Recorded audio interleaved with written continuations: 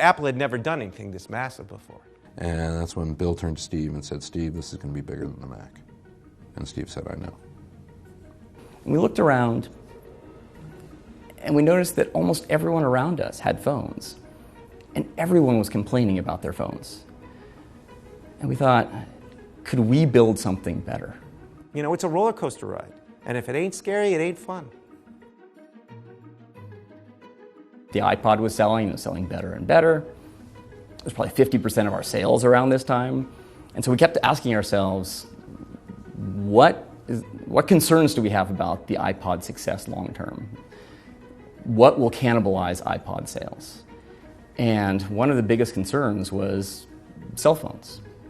First, we were making the iPod plus phone with you can say in a way, a hardware keyboard because it was using the interface of the iPod. Well, we tried, I think, 30, 40 different ways of making the wheel not become a old rotary phone dial, right? And nothing seemed logical or intuitive. And so at the end of the day, you could select from a list, right? That was what the iPod was all about. But then to actually dial a real number, it was so cumbersome, it was like, this is never going to work. And then I remember one day sitting at lunch with Steve, and he and I both had our phones out. And Steve said, you know that technology we're building to do touch for the tablet? Could we shrink that down into something the size of something that could fit in your pocket and make a phone out of that technology? Steve goes, come over here, I need to show you something. I said, sure, show me something. And so he walked me into the room, and he goes, it was basically like a ping pong table-sized demo with a projector that was projecting a Mac interface on it. And he was like, check this out. It was, and you would use your whole hand, and you could touch different things like it was a big, big Mac. And he's like, look at that, whap, whap, whap, whap. And I can do 2, and I can do 3, and I can do, I'm like, let's get all around it and do it. And it was literally a ping pong-sized multi-touch display. And he goes, I think this is going to solve our problem. There was a time in 2005, I think it was, that we'd been doing a lot of designs, but the designs weren't quite there yet. It didn't feel complete. And Steve came to one of our design meetings and he said, this isn't good enough. Like, this is it. You have to come up with something so much better. This is not good enough. He didn't have to read tea leaves. I mean, he said, if you don't start showing me something good soon, I'm going to give the project to another team. And he said, you have 2 weeks. And so we went back and Greg assigned different specific ownership of different pieces of the design to different people. And that team worked 168 hours a week for 2 weeks. I mean, they never stopped. When they did stop, Greg got them a hotel room across the road so they wouldn't have to drive home if they lived in San Francisco. And at the end of those 2 weeks, I remember looking at this thing and thinking, this is phenomenal. Like, this is it. Like, we have cracked it. The first time he saw it, he was completely silent. He didn't say a thing. He didn't say a thing, he didn't gesture, he didn't ask a question. And then he sat back and said, show it to me again. And so we go through it again, we go through the whole thing again. Yeah, Steve was pretty much blown away by the demonstration. It was great work. Our reward for doing a great job on that demonstration was to, kill ourselves over the next 2.5 years. The biggest science project of the entire endeavor, I think, for software was the soft keyboard. We knew we'd be able to create a keyboard, but we knew we'd be compared against the BlackBerry. The BlackBerry was the most popular smartphone out at the time. It was called the Crackberry, right? We hadn't seen multi-touch in action, right? Was multi-touch touchscreen actually going to deliver a good enough? And how good is good enough compared to this keyboard, this Crackberry keyboard? We're bringing up a whole vocabulary. We're bringing up a visual vocabulary, what the touch interactions would be like. Pinch to zoom and the scrolling behavior with the, we call it rubber banding, the bounce at the end of a scroll to indicate you're at the end of the list. It was all new.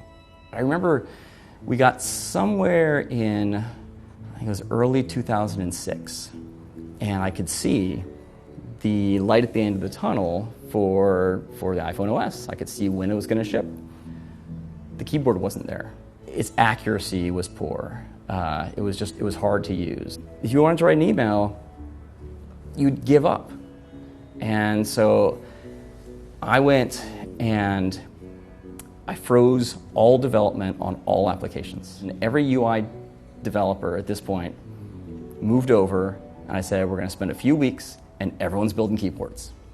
And at the end of, let's say 3 weeks, we all got together in a conference room, and everyone got up and started demoing the keyboards they created. And some of these were just crazy. I mean, you'd do these gestures, these super complex gestures that were really hard to learn.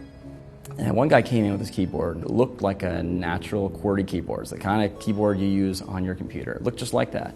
You started to use it, and it worked amazingly well. It was so accurate, which was completely different from the one we had 3 weeks earlier that looked similar but didn't work at all. So we started digging into, what did you do? And there are all these techniques he used, AI techniques and others, to figure out what you're trying to type.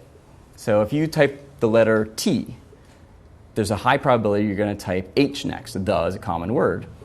So the H button would stay the same physical size to your eye, but the hit region would grow. And so when you went toward the H, you're probably going to hit the H now. And now the E is probably huge as a hit region, and you're going to hit the E.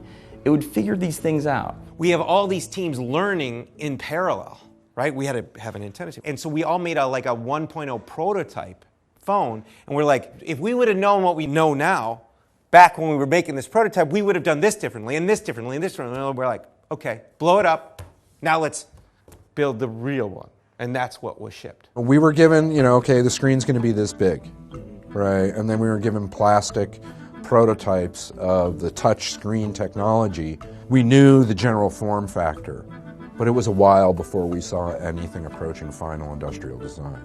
Just as we weren't seeing the hardware at the time, the team working on the hardware wasn't allowed to see the software at the time. I mean, it was very compartmentalized. We put a poster up on the wall that was the poster of Fight Club. First rule of Fight Club is you don't talk about Fight Club. First rule about the Purple Project, that was the code name, was you don't talk about the Purple Project. I can't speak to the efficiency, but I can tell you that it worked because not one person knew what iPhone was going to look like, right, before that keynote. People thought they knew that Apple was doing a phone, but nobody knew what they were going to see that day in January at the keynote. Every once in a while, a revolutionary product comes along that changes everything. And we are calling it iPhone. We demoed almost every feature. We played music. We took calls during music. We went to really large and complex websites. I mean, it was a major real demo, and everything was live. So I sat there just sweating the whole time. I was so nervous about it. When you run into bugs today, that's because it's been worked out. Then it's just the first time. And you would go, okay, press this one now. Wait 2 seconds, press this now. But it was so choreographed. If you went off the script, it could, right? So you had to make sure when the demoers knew exactly what they were supposed to do at which time.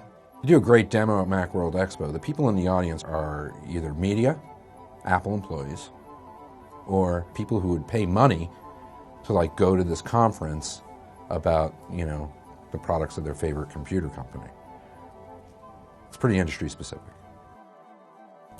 The fact that you saw people in lines around stores or lines stretching into parking lots at not just Apple stores, but at every AT&T store was, in retrospect, it's really the first inkling that this is going to have a broader societal impact rather than just being the best phone ever.